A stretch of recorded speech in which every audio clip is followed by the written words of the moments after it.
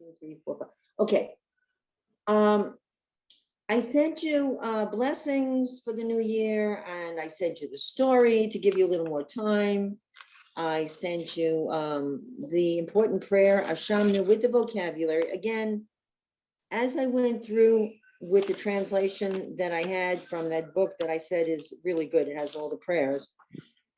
I looked at that. I looked at my own dictionary and 2 other Sidurim, Machzorim.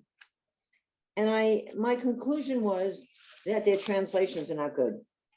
From the Machzor, Lev Shalem, and I had another one, an old one, High Holidays by Silverman. And the translations are just not correct. They're really not accurate. I mean, they just like, okay, it's similar, let's go with that. So I went through and I double checked the translations, in Hebrew, and I found the right words. And anyway, I sent you the best that I could for words that were not, there's a lot of redundancy and words that I considered important. So I wanted to start with blessings. Is anybody else there? Okay, if anybody else comes on, we'll be good. So the blessings are slightly different. I mean, you all know the blessing for Shabbat candles, but then it's slightly different at the end. Instead of saying, well, Hadlik Ner Shel Shabbat, so Shabbat is taken out. And the word for holiday in Hebrew is Yom Tov, which means a good day, a holiday. Or you might think holy day, but it actually says a good day, a good day. So the whole thing, Baruch Atah Adonai Eloheinu Melech Haolam Asher Kiddeshanu B'mitzvotav B'tzivanu Lahadlik Ner Shel Yom Tov. And the end says, instructed us to light the festival candles. So if you know Yiddish, when people greet each other, they say, Good Yontif. And Yontif is really a corruption of Yom Tov from Hebrew, Good Yontif. Okay. So there was some picture once of Golda Meir meeting the Pope. And it was, I think on a Sunday, and she says to him, Good Yontif Pontif.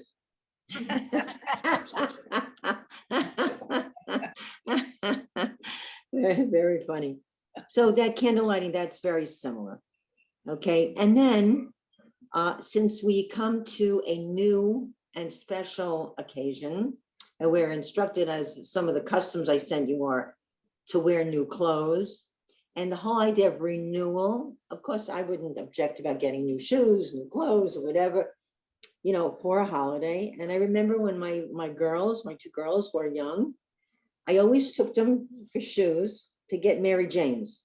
They got new patent leathers and new white tights and a new dress. And that's what they used on the holidays. And my son's a white shirt and a tie when they were kids. Carol, you'll appreciate this. So I grew up very poor, and I always wanted Mary Jane's. And my mother said, I might have told you the story, but my mother said, you can't have Mary Jane, can't have those are shiksa shoes.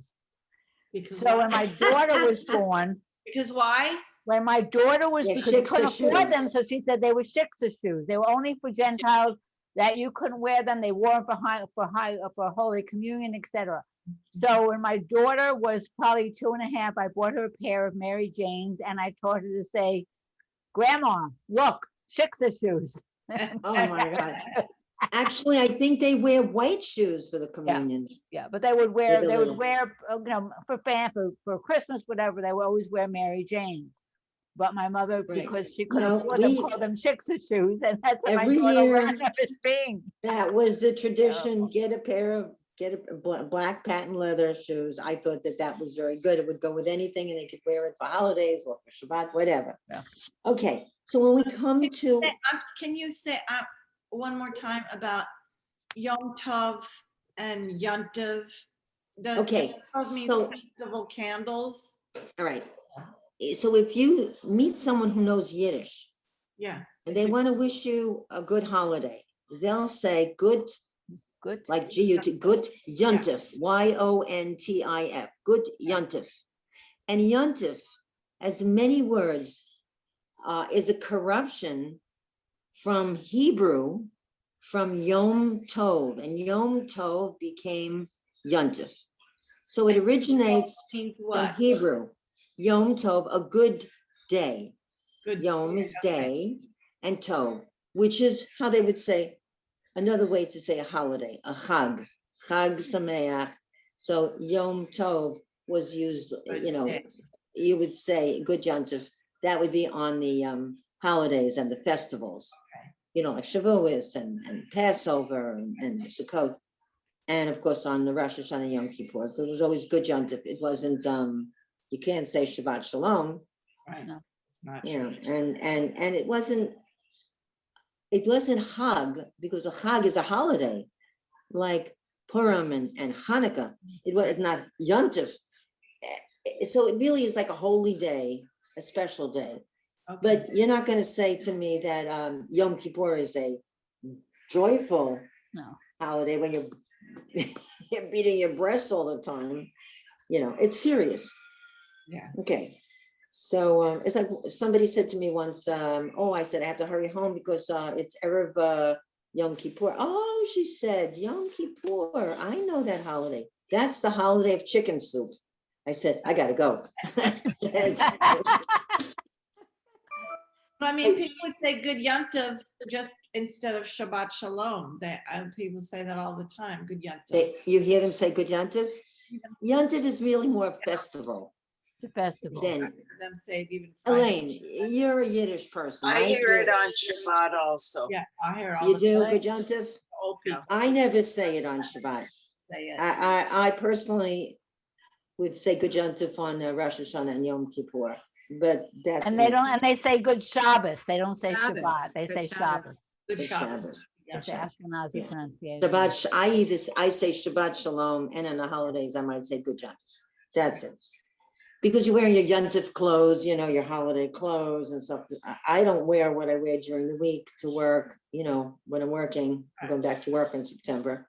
So it's Yontif, it's a nice, you know, especially if you have new stuff. Okay, so then since it is a renewal holiday, the beginning of the new year, you're now going to say a blessing, the Shehechianu. Yeah.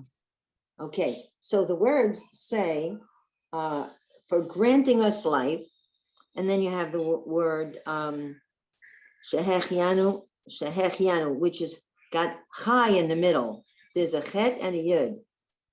Okay, and hechianu means to give us life. Chaya, chai. Sustaining us is kayam, but kimanu, and bringing us to this moment, higianu, it's bringing us lazman, to the time, hazeh, to this time. So this is nice blessing. Baruch atah Adonai Eloheinu melech haolam, shehecheyanu, v'kimanu, v'higianu, lazman hazeh. You're thanking God, ruler of time and space, for granting us life, sustaining us, and bringing us to this moment, because it's a special moment. It is one of a kind, just like on Passover, you know, the first time Passover. So there are times when we say Shehechian. When somebody goes up to have an Aliyah for the first time, we say in our school, we say Shehechianu. Okay, it's a first, something special, a first. So the first of the year certainly rates a Shehechianu. Okay, so when you do something for the first time, and then on the side it says, to justify the recitation of the prayer Shehechianu, the blessing over new events and things, on the eve of the second night, it is customary to wear new clothing and eat new fruits at the evening meal. Okay, so, okay, they say the second night, you have 2 nights of Rosh Hashanah, and then we get to the new fruit blessing. Okay, so. Are those crumbs, those breadcrumbs on the page of the book, with those for the hamotzi? I see some Breadcrumbs? Oh, no, I think I must have put it down, something, something breadcrumbs on the counter. No breadcrumbs. So then after doing this of candle lighting, just like on Shabbat, and we do the Shehechianu, then just like on Shabbat, the blessing of the children. I thought I would go over that. I don't know if I ever went over that before. It's one of my favorite blessings. Friday night, tonight, I will bless my children. They're not here, but when they come, I put my hand on their head and I give them the blessing. So this is really nice.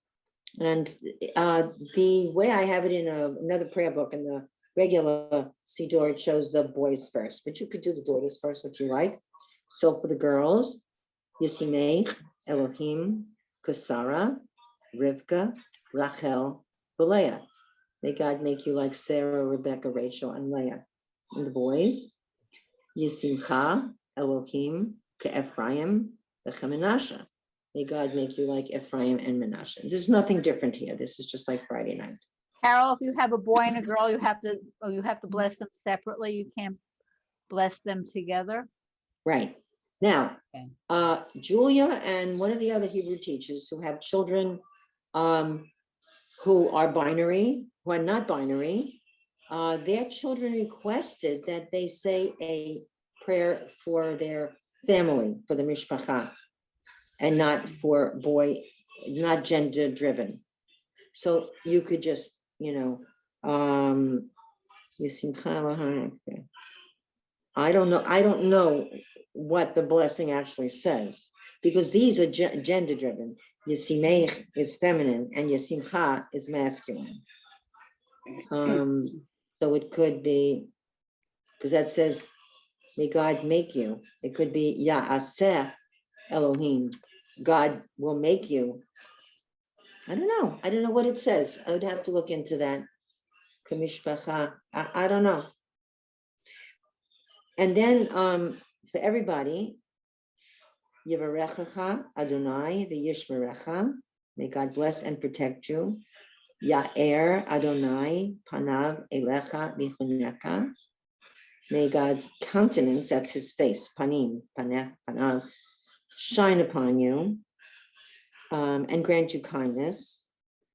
Okay, so may then Yisa Adonai panav elecha vayasem lecha shalom. May God's countenance be lifted toward you. That's Yisa, lifted up, and grant you peace.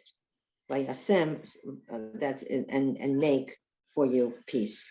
So I mean, it's really, really one of my favorite blessings. I think it's really beautiful. What did they said something here? With these lights, we welcome Shabbat in Russian. And if it's Shabbat also, for the candle lightings, you would say Shabbat b'Yom Tov. And so those are really nice. Then it gave you the third one. There's your hand washing. Yes. You want me to go over hand washing, just saying it? No, you got that? I got that. Okay, before the meal, hamotzi.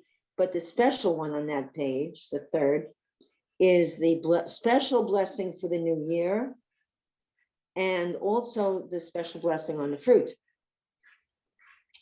I just wrote an article that will go out next month for Women's League. And in it, it's about sustainability of food and a new application in Israel on the shelves. I'll have to mail it to you. I have to type it up. It's very interesting. And one of the things that I said in there is that we Jewish people are accustomed in offering, for as far back as Cain and Abel, to offer the choicest and the best. So when we go to the supermarket and we see an apple that's a little brown, or a banana that's a little bit yellow, or anything like that, we don't get it. And especially when we're going to get apples, and I said, when I have always gone to get apples for Rosh Hashanah, I've always picked for the ripest, the roundest, the best looking ones, and get, if it's yellow or red or green, and get an assortment of the most beautiful ones I could find. This article that I wrote is against that, but it's ingrained in us. And I quoted from the sacrificial commandments, how it says, do not offer me anything blemished or lame or blind, because that's not going to be acceptable. And so I gave two quotes from the sacrificial passages, where we're so used to to offering in a religious sense, the perfect, unblemished, that we don't want anything that's tarnished. Like I wouldn't put an apple out there, but this whole idea of imperfect foods and misfit foods that we see now online, boxes come with things that are a little bit not perfect and maybe a little bruised, but it's still good, or things that are still within the time limit of usability, of saleability. I don't know if Jewish people go for that. I don't see any kosher organization doing that with kosher things, a box that's caved in a little bit, something. Anyway. Actually, funny. Our temple has a food bank and delivers, and we do get leftover vegetables and things that are not perfect from the markets. Who are you delivering That's to? the matter. What? Who are you delivering to? Jewish people or non-Jews? Both. Good. Probably mostly non-Jews, but both. I think that's a matter of finances. They go for that food when they can't afford to get the perfect. But Right. when you go to the market, it's not only the Jews that are picking out the best, everybody's going through. I bought Persian cucumbers the other day and there was a ton of them. And they were picking them up, throwing them down, picking them up until they found the ones that were perfect. Exactly. But as I wrote in my article too, there is a shelf, there is a stand in the vegetable section, which has, and I wrote about it, I said, like a giant bag or a container of, let's say, apples, and they're a little bit soft. We can make great apple pie. And I saw big bags of string beans, $1.49 for a giant bag of string beans. They look perfect. And then I said about apples, and there was something else that I said, we'll make really, oh yeah, tomatoes. The tomatoes look so ripe. Sometimes the tomatoes look good, but they're not ripe. These tomatoes, the ripe ones, would make a great sauce. I'll send you guys the article. It's very interesting. That's going to be then that's the next article that I wrote. The last one I wrote, well, it was about Jewish camping and the environment. I don't think maybe I'll send you that too. Yeah. Okay, so here we have the blessing on the fruit. Baruch atah Adonai Eloheinu melech haolam borei pri ha'etz. Okay, so anyone who's religious and eats a fruit, this is what they say. Borei, eitz is a tree. Pri, the fruit of the tree. Borei is it's not it's creates the fruit of the tree. And then the next one is the renewal one, and this is very nice. Yehi ratzon milfanecha Adonai Eloheinu ve'Elohei avotenu, or if you want to say ve'imotenu and our mothers, shetachadesh aleinu shana tova u'mitzukah. Israeli people sometimes call their children matok, motek. No, motek. Motek is a sweet one. Motek. Okay, motek. And so it says, Yehi may be ratzon, your desire, milfanecha, before us, Adonai, God, Eloheinu, our Lord, Ve'Elohei avotenu, and the God of our fathers and mothers, that techadesh, and you see chadash, that you will renew, you will make new, chadash, aleinu, for us, shana, a year, tova, a good year, umituka, and sweet. So it's beautiful saying that. That's really nice. And it says customary to eat an apple dipped in honey, representing the promise of a sweet new year. On the second night of Rosh Hashanah, it is traditional to taste only fruit, one not tasted that year. You will go to a kosher market and see dragon fruit and all kinds of crazy fruits. We usually get a pomegranate. And it says, and keep it in mind during Kiddush when reciting the Shechianu blessings for special occasions. The new fruit is often a pomegranate, which is said to have 613 seeds, equal to the number of mitzvot in the Torah. So we have apples, and we also we do pomegranates, which is something which is probably amongst Iranian Jews, very popular, pomegranates. And Syrian Jews, Middle Eastern Jews, the pomegranate is a symbol of sweetness. So those are the special blessings. You're all prepared now to say what you got to say if you've got company and wow them. You've got these. You can flip it out or find it in the Machzor. It's also in the Siddur Sim Shalom under blessings. I found it there. All right, so now we have to get to Tachlis. We've got to get to the important thing and the most, I think the most serious and the most important of all prayers for the holidays. Oh, Ellen's here. Good. Just want to make sure I got everybody. Is Ashamnu. So Ashamnu is we are guilty. And I think that everybody, oh, Jackie's here. Good deal. Anybody else? I just want to make sure I have everybody in. Okay. So when we say this prayer, you've heard of the word breastfeeding. Well, we actually do it. This is the real McCoy. And you just make a fist and here, and you make a fist and you on your heart, this is your left side, and don't hurt yourself, but a little tap on your heart.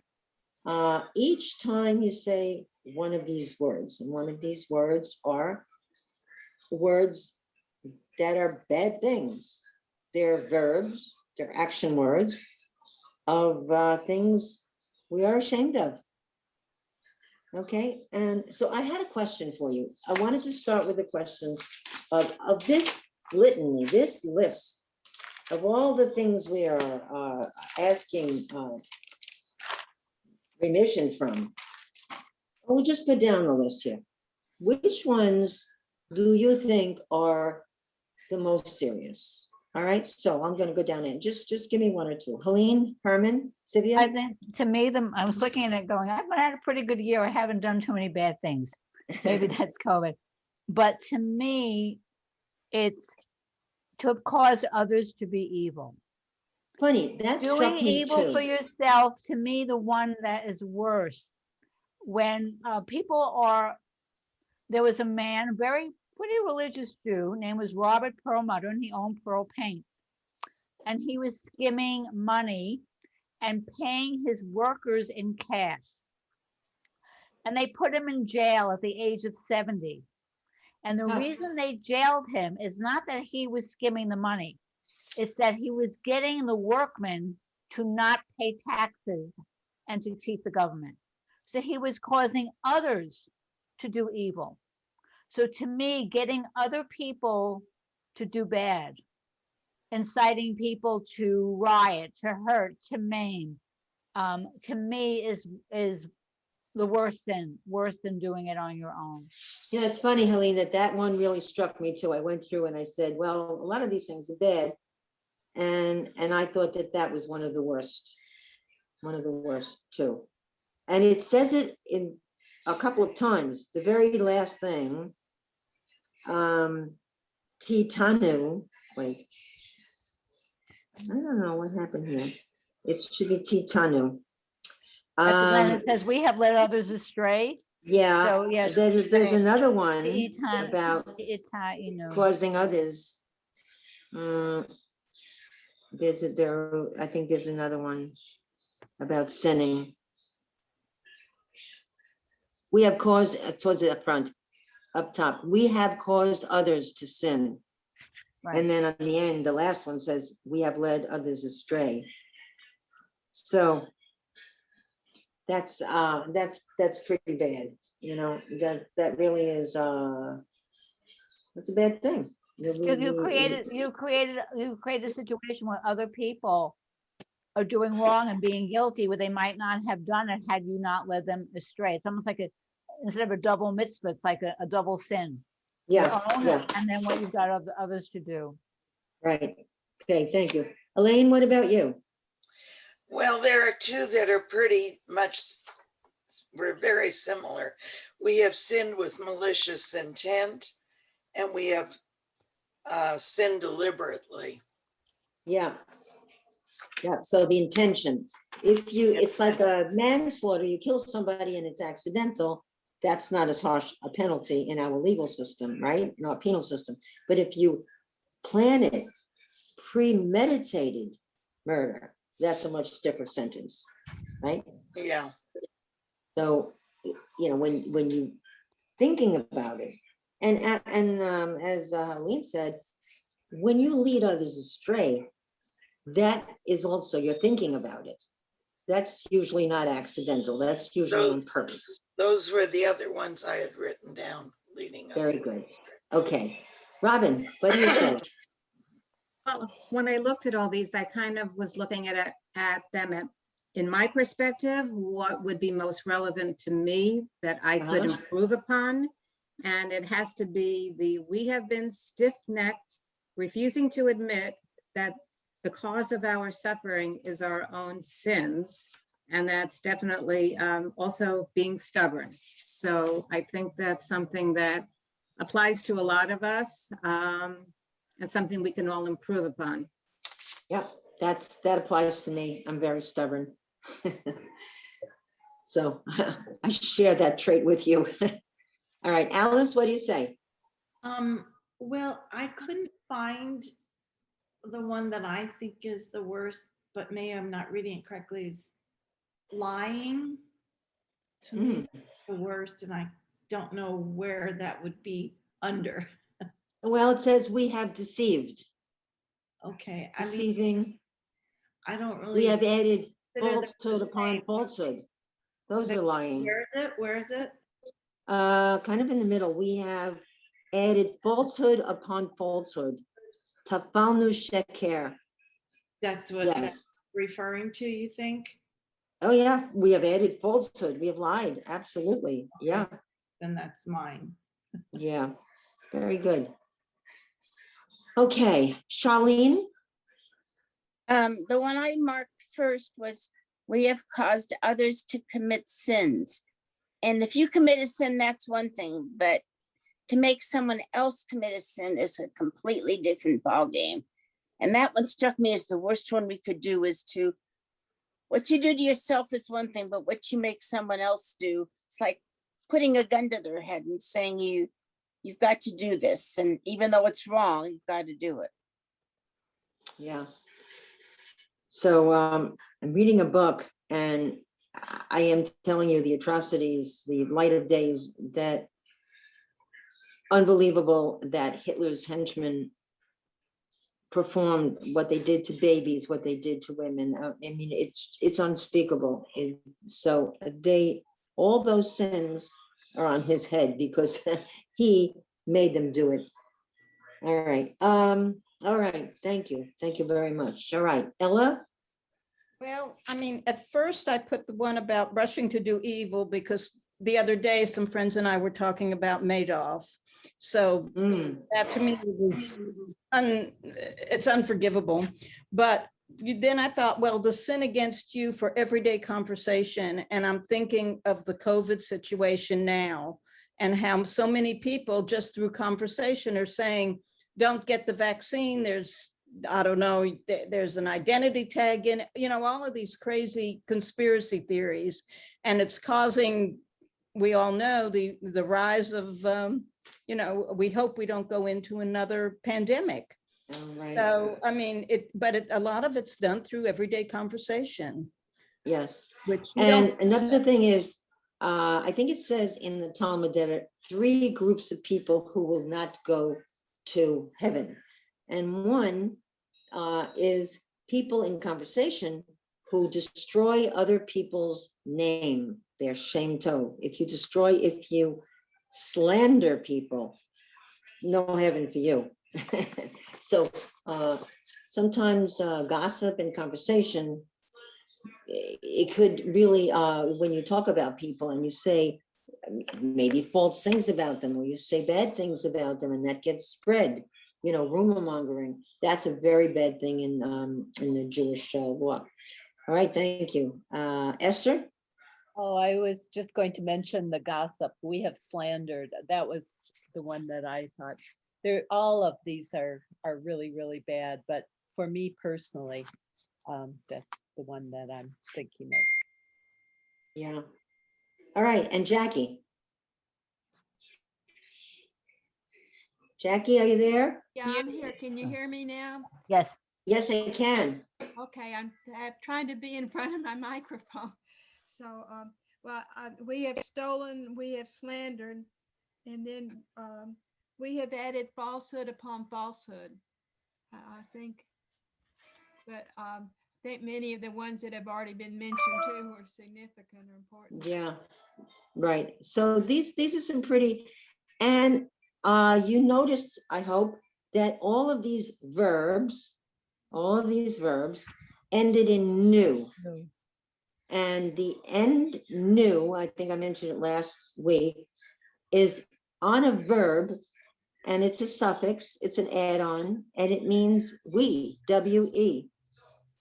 So we have done all these things. And when we do the breastfeeding, we do it in the plural. So why do you think we do it in the plural? Why don't I say I have done this and this whole list here? Are there any reasons why we would say this in the plural? Well, we is plural. When we say we Oh. have sinned, that's But why do we say we? Why don't I say I have done this? Because we're asking forgiveness on behalf of everyone, not just ourselves. Right, so this is a congregational thing. And we personally may not have done all of these things. We may have done a few of these things, but not everything. But it's structured so that we do this as a congregation. And there is a saying that says all Jews are responsible one for another. All right, and if that's true, then you are supposed to look out for your fellow Jew. And the line in with Cain and Abel that says, the question, am I my brother's keeper? The answer to that is yes. Yes, I am responsible for my fellow Jew. If I see somebody doing something wrong, it's really upon me, if I realize this is something wrong, to try to intervene and stop it. Okay, so that gives us an extra layer of responsibility as if we didn't have enough. Okay, so what I gave you was from that good book that I have, this translation. Yeah, Elaine? Yeah, there's one we didn't mention. It might not be the worst, but I think it's so important. What's We that? caused our friends grief. Yeah, Sararnu. Now, here's another thing which is crazy. Thank you. The melody that we use to sing this is kind of upbeat. It's right. It's kind of like a happy melody. And this is how my cantor does it. He would go, Ashamnu,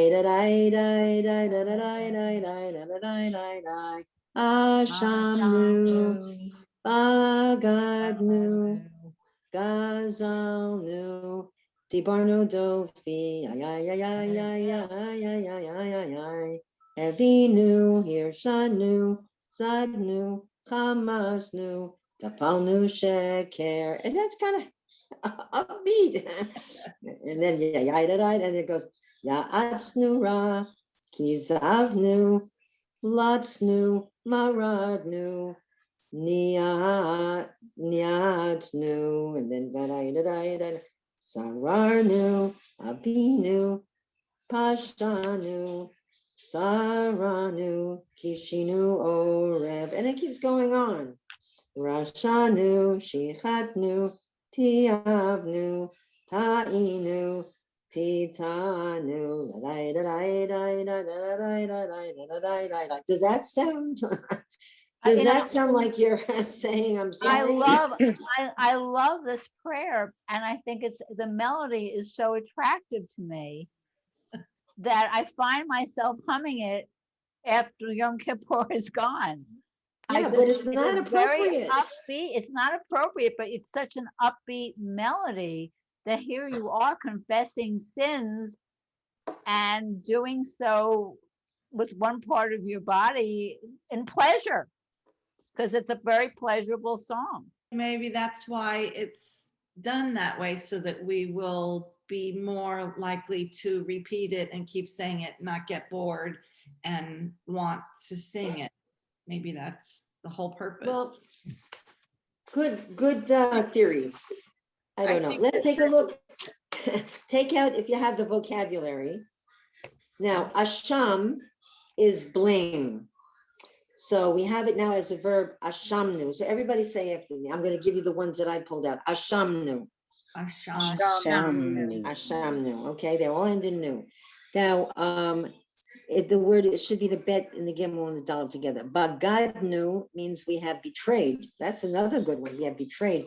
Let's think about our government and those people who were in the service, and they were there January 6th at the Capitol. The people were in the armed forces for our government, and some of them were assaulting the Capitol. I think they betrayed their oath to protect and defend this country. So bagadnu, we have betrayed. That's the word. God. Now, I think a goslin in Yiddish is a thief. And Ganef. Ganef. Well, Ganef. ganef, but gazal also, Oh. maybe it's Hebrew. Gazalnu is we have robbed. Gazalnu. That's literally what it means. God. I think gazlan or something like that. So now here's the one we all stopped and paused with. Here's shanu. When the thing begins with a verb begins with a hey, it's causative. It means we have caused somebody else. Now, in the middle of that verb, you see the resh and the shin. Ra. A resh, shin, and ayin. Ra. So actually, when you're talking the four sons, Rasha, Mahu Omer, right? The evil one, the bad one, what does he say? And so that's it. It's made into a verb. Here's shanu. We made others bad, to be bad. There's Rasha. No, the four sons. Yes. One is a Tam, that's not too bright. And then Chacham, Mahu Omer, the smart one, and then Rasha. And we always have a discussion on that because the description of this evil son is that he moves himself out of the community and he says, what does this Passover mean to you? And then it says, not to me. And it says he would have been cast out from the community. Okay, so he's considered an evil. I think that's pretty strong, actually, a questioning one. Carol, Okay, now. how do you get the he and Roshanu? So the first part of it, the prefix he. Because the verb that The verb. causative, it's probably lehir shom or lehir shah, something like that. But when it's a hey, it shows it's causative, causing the action upon somebody. Those are verbs there, he feel verbs. It's a particular verb paradigm. They're called he feel. All right, you've heard of Hamas? What's Hamas? What is Hamas? Never heard of Hamas in what does it mean? Yeah, we the know Palestinians?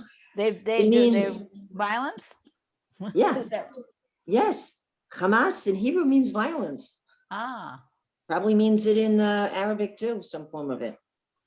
And there it is. You look in your dictionary, Hamas, violence. And that's a nice name for an organization, right? Talk about intentionality. We have done violence. Hamas knew. That's a verb. Nice verb. Now, ya'atznu. Ya'atznu with yud ayin tzadi. Ya'atz means to counsel, to give it advice. And ya'atznu ra is evil. Resh ayin. We have counseled, we have given evil advice. Okay. Kizavnu, so kazav, that means deceive. Kizavnu, exactly what it says. Latznu, that's when you laugh at somebody. And that's very hurtful. That's almost as bad as slandering somebody. When you make fun of them in front of people. I have never in all my years of teaching in Hebrew school and with adults, if I had something negative to say to somebody that it was really imperative, like they were talking a lot or interrupting or whatever, I said, come outside a minute. I want to talk to you. And I did it privately, because if you take a kid, like I taught 13-year-olds, 12 and 13-year-olds in Hebrew school and in junior high school, and you embarrass that person in front of their peers, they hate you. They'll hate you forever.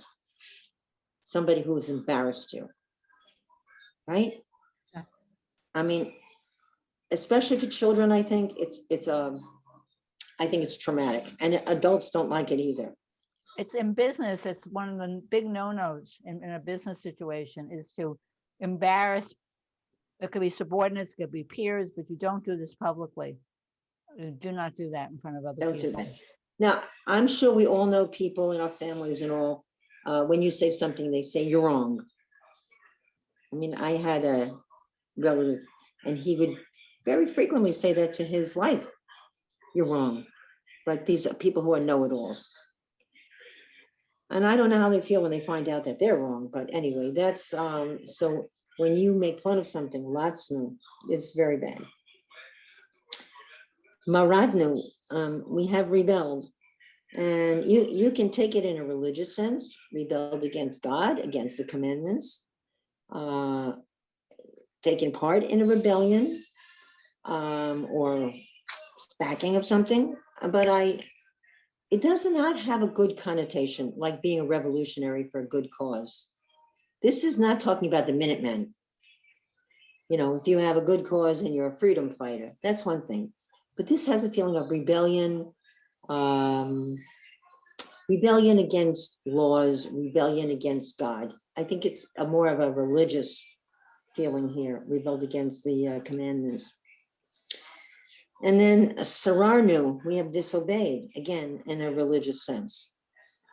And this is what was pointed out. I think Alice said, kishinu oref. Oref is the back of your neck.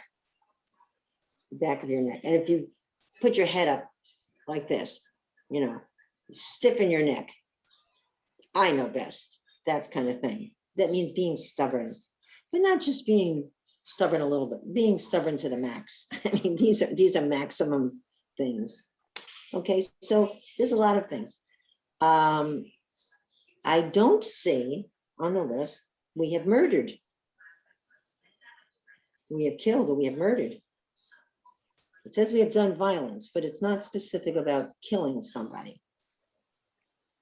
Right? So can you think of anything that should be on the list that's not? Doesn't say we have committed adultery. That's one of the 10 commandments. Well, when it says that we've turned away from God's Torah in ways Yeah. that means that we haven't followed the commandments to not commit adultery, to not covet, to not Right. murder. That's an umbrella all one. Right. So if you just don't follow the Torah, you turn away from God's Torah, or we rebelled against God and his Torah, which is one of the lines here. It Right. basically is, to me, it would be inclusive of, you know, not following those, the commandments. Right. And there's 613 commandments, half of which are positive and half of which negative. It doesn't there's say the you do's can't and wear the- two different, it doesn't say in here that you can't wear a garment of two different, you know, materials either. No, that's not as strong of a moral thing. No, These are more no. moral things and evil moral things. Okay, so now let's try this. All right, and I'm going to call on people to read one of the words. I'm going to look at my list here, and I'm going to use my attendance list. Okay, Could So- I ask a question first? sure. We have turned away from God's Torah. In recent weeks even, I've had two people, and actually more than that if I go back further, that are getting older, and they'll plan a trip on Rosh Hashanah or on Yom Kippur. And I don't even ask, but they say to me, it doesn't mean anything to me anymore. And these are people that have celebrated holidays, who have belonged to temples. Would you consider that turning away from God's Torah? Would you consider it a sin? How do you answer? Or do you, I don't answer. I just don't say anything. Well, if they truly believe that it doesn't mean anything to them, I guess in their mind, this is okay. You know, you could say that about Shabbat. I'm not Shomer Shabbat. I drive to shul and, you know, I'll look online and do things in the garden. So I wouldn't throw stones at anybody. But if they truly believe, it's almost like they're atheistic. What's that, Ron Reagan, he says he's an atheist, right? So somebody who doesn't believe. So if they no longer hold by the general belief, then for them, it really truly is not, in their mind, it's not doing anything bad. So I wouldn't cast stones at people. I would just say, you know, it's the holiday and have a good trip. Have a good, I mean, you know, I wouldn't criticize, because to them, I don't say anything. It's not my fault. Why do they feel that way? Do they explain it in a little more depth? It happened yesterday with a cousin who lives back east, who has always had a huge Passover Seder, who has always made sure that they're in town for the holidays so they can go to temple, who has always done, I mean, she wasn't kosher or really very observant, but always was very Jewish and always belonged to the synagogue. And she told me yesterday they're going to France and they're leaving on Rosh Hashanah because, quote, it doesn't mean anything to us anymore. And I just didn't say anything, but it kind of shocked me. It's post-COVID Michigas. I think that people are. Did they recently experience a death in the family? Or Not extreme sickness? recently. No, I mean, not because that would be the cause of it. No. That they would have a grudge against God and all things religious. Yeah, I know what you're getting at. They did lose a grandchild. That was a couple of years ago, and this well, was maybe they never reconciled that. Maybe they just can't. No, I don't think that's But it. maybe they felt, well, they don't work anymore, right? Do they work? They're quite wealthy, and yes, he works. Yes. Well, maybe he has time off. Not at a steady job, but he has huge. Does he have time off on Rosh Hashanah? Oh, Is his business closed? Well, maybe he feels he's got a time. He's got a couple of free days because the business is closed. No, he can go any place and do anything he wants. Okay. Well, then something. They're not the only ones. It's happened. I met a neighbor in the garage and I mentioned my shul, and he asked, I guess I said something about my temple, and he said, where do you belong? And I told him, and he said, oh, we used to belong there. And I think I might have told this before. I said, oh, why do you not belong anymore? And he said, well, my children got older. And I opened my mouth and I said, oh, so you're teaching your children you only have to be Jewish till they're 13. and he's very, very wealthy. I mean, he gambles more than he would pay for a year's dues. But you know, you can't get inside somebody's head. If that's the way they feel, then them going to synagogue would be a sham, and reciting the prayers, which don't mean anything to them, would be hollow. So maybe they feel if they don't believe anymore, it's best not to go. You know what I mean? They have come to it by themselves. This is the way it feels. For whatever reason, something turned off. It's like something turned on. I also say when we were young, people supported the temple, so it was there for us. And I feel it's my responsibility now to do that. Even if I didn't go to temple and just paid the dues, I feel it's my responsibility. That's like the story of Honi HaMe'agel, Honi the circle maker. Is a story of a Jew, and he's planting a carob tree, and somebody comes along and says, you know, it's going to take a long time for that carob tree bear fruit. You're not gonna see it in your lifetime. He says, I know, I'm planting it for the next generation. That's a good simile, yes. That's what you're saying, you're preparing for the next, All right, so it's getting late. Let's get through all right. So Alice, what's the first word here? And then say the English. Which line are you on? I don't know. The what. very first one, and then say the English that Are we doing this one? corresponds. Are we doing the whole page, the confessional, not the Yes. vocabulary? Okay. Back to the whole page. Let's get the words. Ashamnu. Is that Okay, what does it mean in English? We have sinned.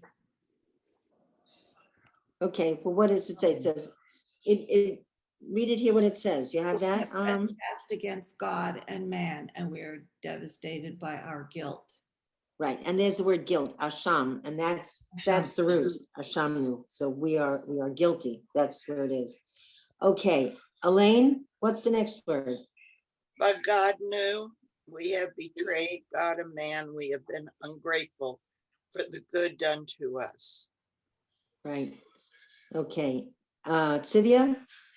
God, it's blurred on the page. I think that's a Gazal. Gazal knew. Devar knew.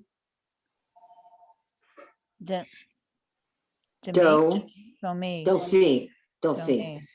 We've stolen, we have Dofi, slandered. Dofi. We have stolen, we have slandered. Yeah, the big ones. Okay. All right. What's the next one, Robin? We have caused others to sin. In Hebrew? Het evinu. Evinu, very good. Okay, Charlene? Okay, we have caused others to commit sins for which they are called. Boy, that's little. Rishaim. Rishaim, like in Passover. Rasha, and the plural is Rishaim. Rishaim. Okay. Yeah, what's the Hebrew word? Wicked. The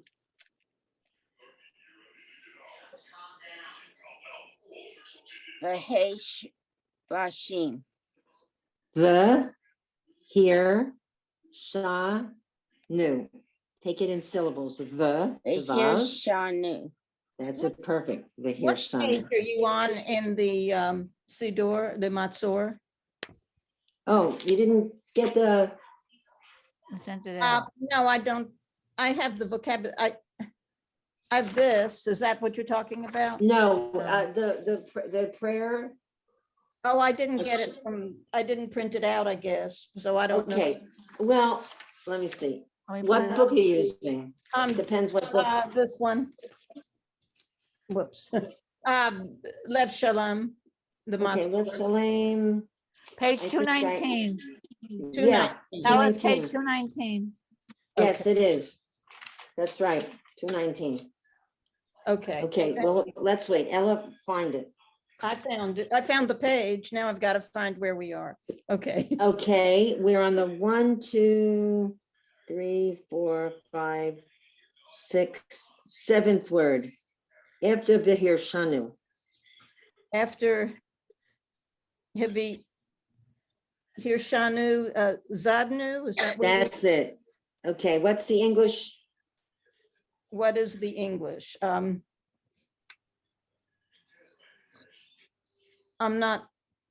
don't know which is. Okay, so this one is we have sinned with malicious intent, and we all said that that was a bad baddie. Okay. Zadnu. Okay, now you have the page, right? You can I follow. think so. We have sinned against you knowingly and deceitfully. I don't see malicious intent, though. Okay, because this is another book that I got, this better translation that Well, I got. I'm that I gave sorry. you. I just kind of. No, nothing to be sorry about. Okay, so let's take the next one. Ella? Oh, I just called on you. Yeah. All right, Esther. Hamasnu. Right, and what does it mean? We have forcibly taken others' possessions, even though we paid for them. Okay, now even that's not a great translation, because Hamas is violence. Violence, yeah. Yeah, we have committed violence. This is really not correct. This is Hamas like knew is a revolt. violence one. And Hamas, now you know that terror organization. It means violence, Hamas. And this is saying stealing. That's not the same. No, it's not. And the translations, I used 3 different books, and the translations in each one were different. This was the best. But like I said, I gave you vocabulary that I thought was, important. Okay, Jackie, what's the next one after Hamas knew?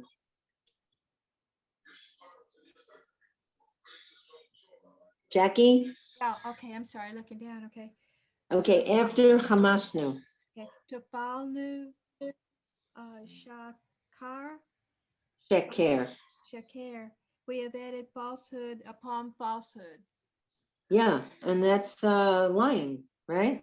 Yeah. Okay, let's see. I think everybody had a chance. Let's get back to Alice. Ayatsnu Ra. We have given, Ya'atznu Ra. Mhm. we have given harmful advice. Good, and Ra is evil. It's straight out evil is what it means. Ra. Okay, Ella, do you have the place after Ya'atznu Ra? Yeah, I'm looking at Yahatznu, we have caused others to commit sins, that one. After that, Ya'atznu Ra. Yahatznu, Ya'atznu, the ayin okay. is silent. Ya'atznu Ra, but what's after that?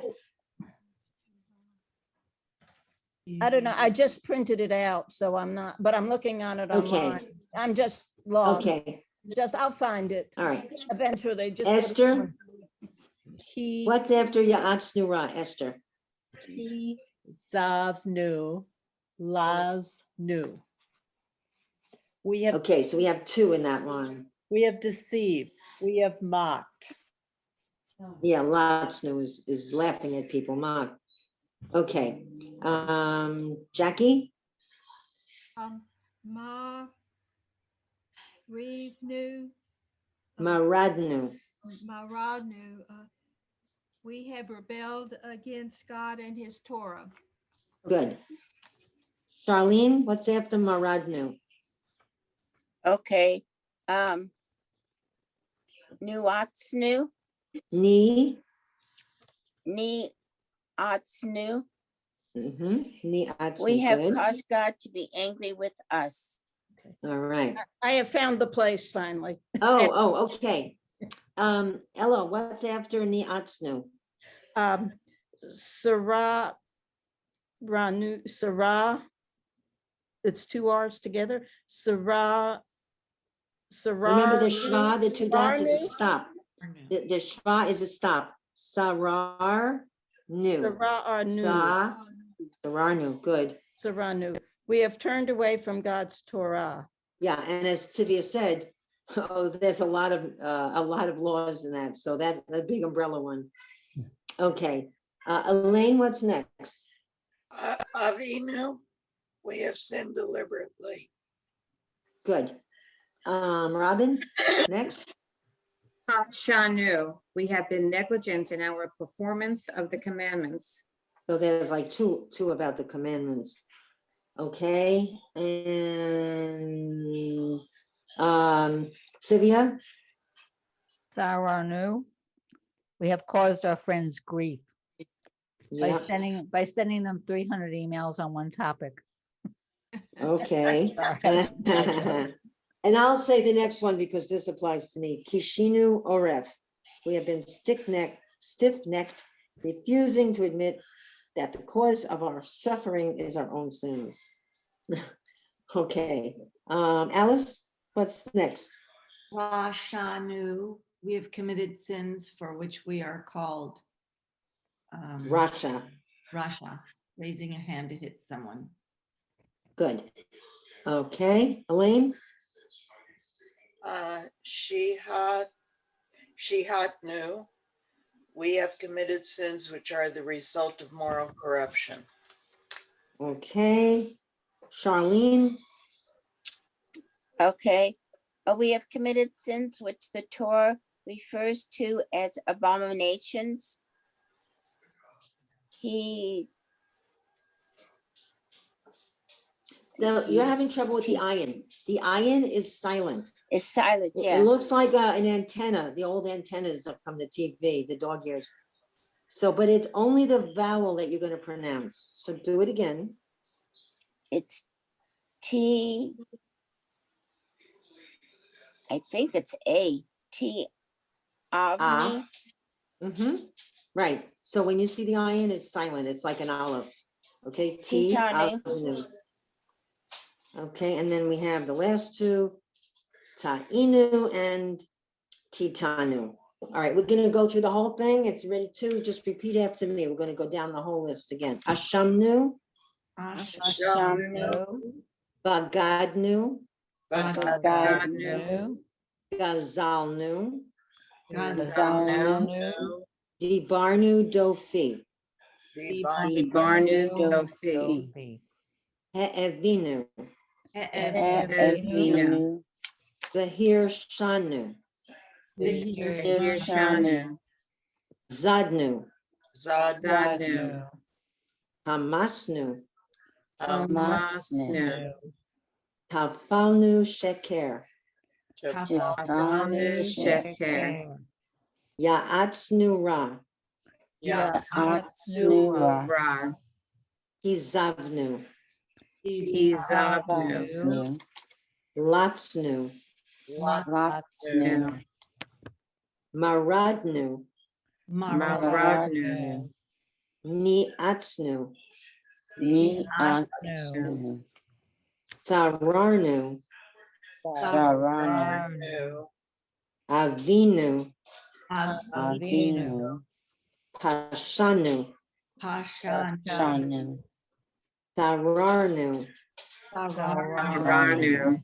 which is different from Sararnu, which is a couple up, that's Samach, and this is a T beside it. Kishinu Oref, Shinu Orech.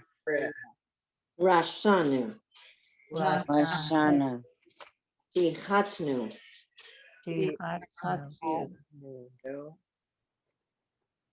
Tiavnu,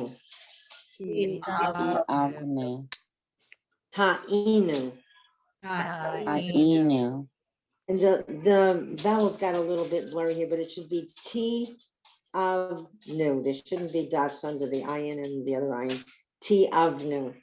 T, I'm sorry, Titanu. Titanu.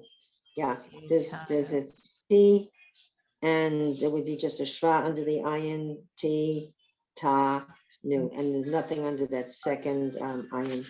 Well, now you're ready for the holidays. You can clear your conscience. You can all be good girls. Now, work a little more on the story. I was gonna send you another one, but work on it. And what we'll do next week, if you're online, if you're on with us, we'll translate it together and we'll see where the problems are. But do what you can and guess a little bit. Does anyone know what the title means? Be'erev Yom HaKippurim? The night before Yom Kippur. Right, Erev, right, the evening, Be'erev, on the night of Yom HaKippurim, Yom HaKippurim. Right. And then, Yom Kippur really means Day of Atonement, Kippur.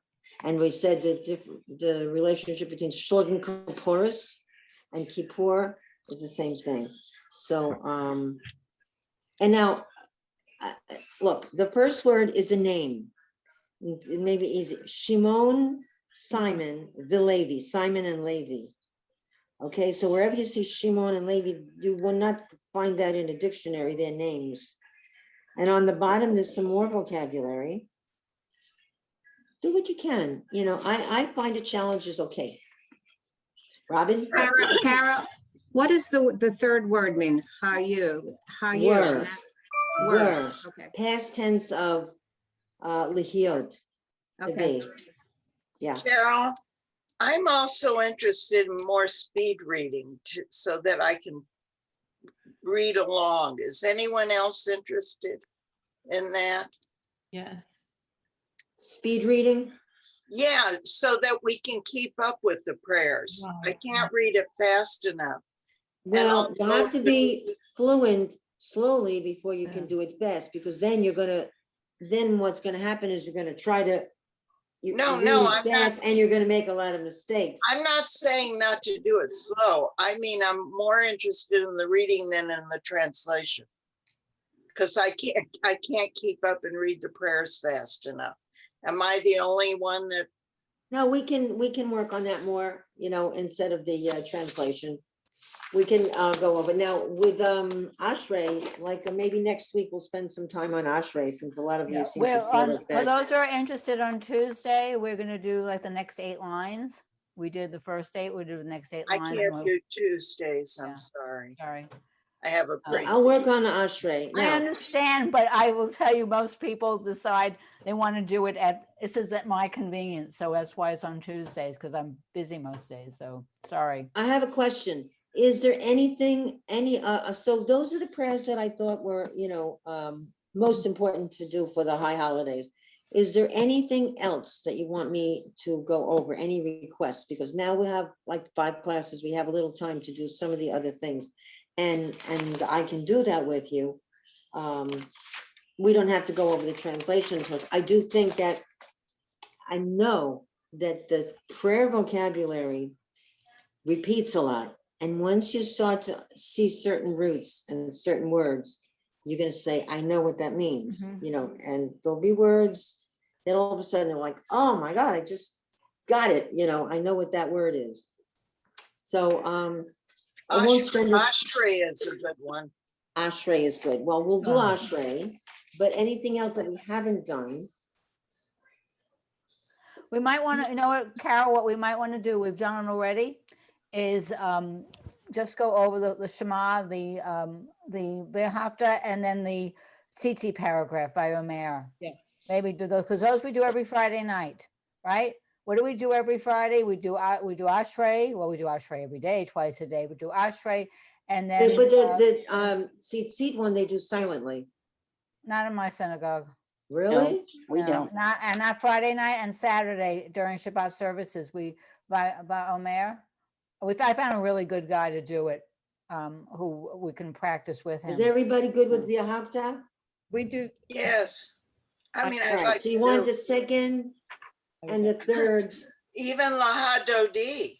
I mean, Yeah, we know Lahadodi would be with that, and do it with reading. The issue is, for those who are on Tuesday, I invited president of my sisterhood, who was after being a Rebbetzin, okay, and being married to a rabbi, she's still struggling with the Ashrei. And Okay. when they that call to- her to do the that's the Ashrei, hardest. she said it's the hardest one. But the one thing that she talked about, which hits me, is those who've done my practice class, I want you to read it. You'll sing it afterwards. But what her husband used to say, may he rest in peace, was basically, it doesn't make a difference if you get the note wrong, just don't get the word wrong. You're praying. You're doing it to melody. Well, but that's you have like to get the words reading correct. the Torah, Helene. So Yeah. when you're reading the Torah, that's the purpose of the Gabbis. Because Exactly, and we talked if about you that on get the trope Tuesday. wrong, if I don't put a Rivi'i in and I put a Gershayim in instead, nobody will care. If I say the Right. word wrong, they'll stop me. They'll stop me cold, and I have to go back and repeat it. The only one that you don't repeat is God's name. Unless you say yeah, something like that, and you don't say Adonai. Okay, then they'll go back and then they'll correct you. But If we think about Friday night services and what we do every Friday night service, and we do the Psalms, maybe go over some of the Psalms again.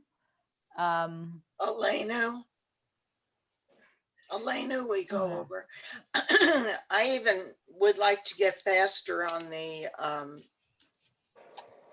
what do you call it? The mourner's prayer. Kaddish.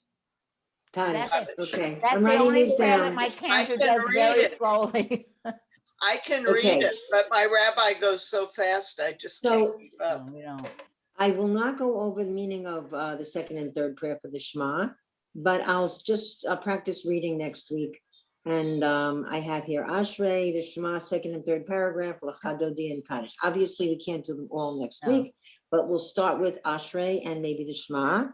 And then maybe the next week we'll work on Lecha Dodi and the Kaddish and any other requests. And then, because this is your class and this is the time, I wanted to fulfill the request that you said about high holiday prayers. And I thought, okay, I picked what I thought was, highlights. So we can work with this. Perfect. You picked good ones, and I could tell today that I really have improved since I started this class. So we'll work on even better.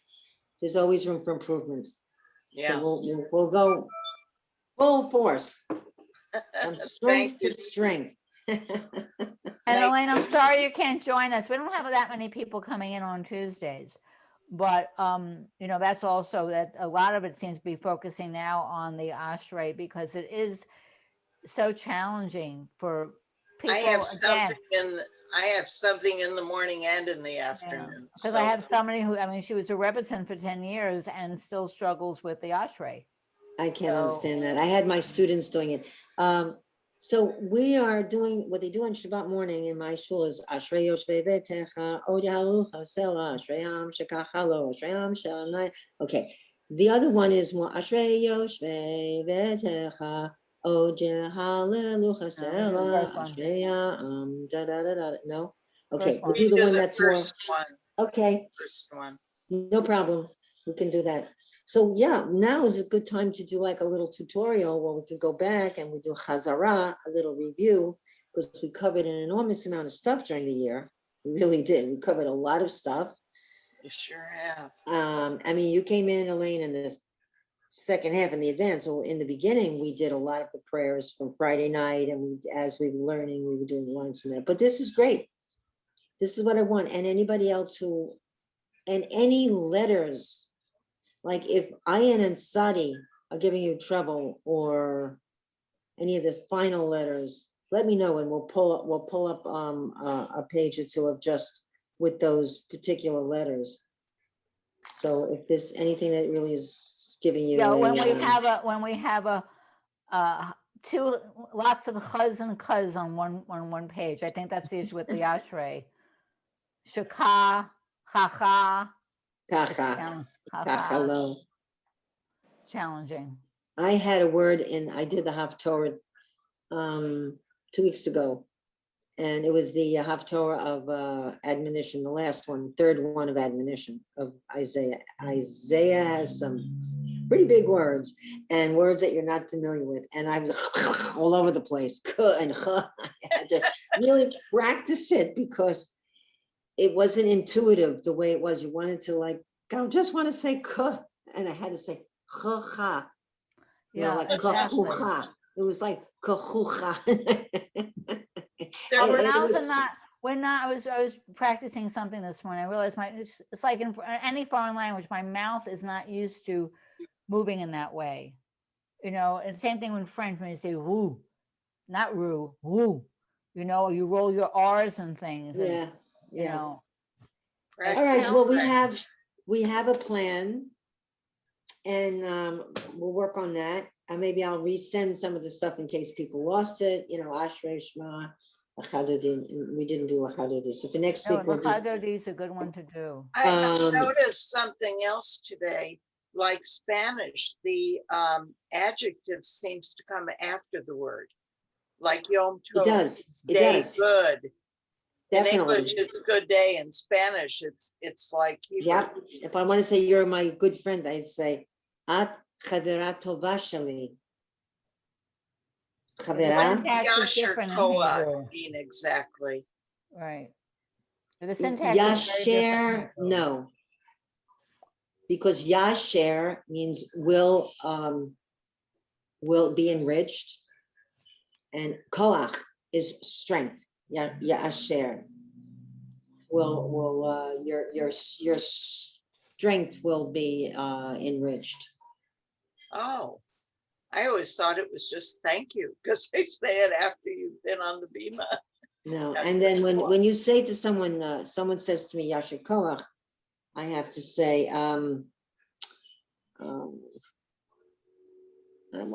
There's a response. Baruch tieh, blessed may you be. If they say Yasher Koach, may you be, may your Koach is strength. Yasher, may your strength be increased, I guess, religious strength. And then you have to say, Baruch tieh. May you be blessed. Because they're like, that's a blessing. Yasher Koach, and I say Baruch tieh. That's the response. All in response.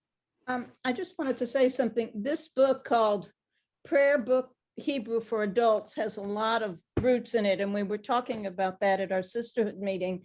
They want to start with that so that they can get the roots. But and evidently another class with conservative Judaism is using this. I don't know. What's the name of it? Let me see. Prayer Book Hebrew for Adults. Is that Berman House? Yes. Prayer Maybe it was Book just recommended. I don't know. Hebrew for Adults. Okay, I'll mention it to Julia. And it has a lot of the roots in it. Does it have the prayers in it? Yes. Are there prayers like particular, like Friday or Saturday, or they just? No, I can send you the table of contents if you want. Yeah. Okay. Yeah, I'll take a look at it. Thanks, Ella. All right. Okay, roots are very good. And I've been trying to give you those because you build on that. You build a whole word on the Hebrew root, an adjective, an adverb, the verb, noun, the whole thing. Everything is built on the roots, on the shoresh. So that's where you get understanding. Okay, so I got what we're going to do next week. We're good. All right. I'm Okay. gonna leave, so, but thanks very much. Have a wonderful Shabbat and a good weekend, Shabbat everybody. Shabbat shalom. Shabbat shalom. Enjoy. See you next week.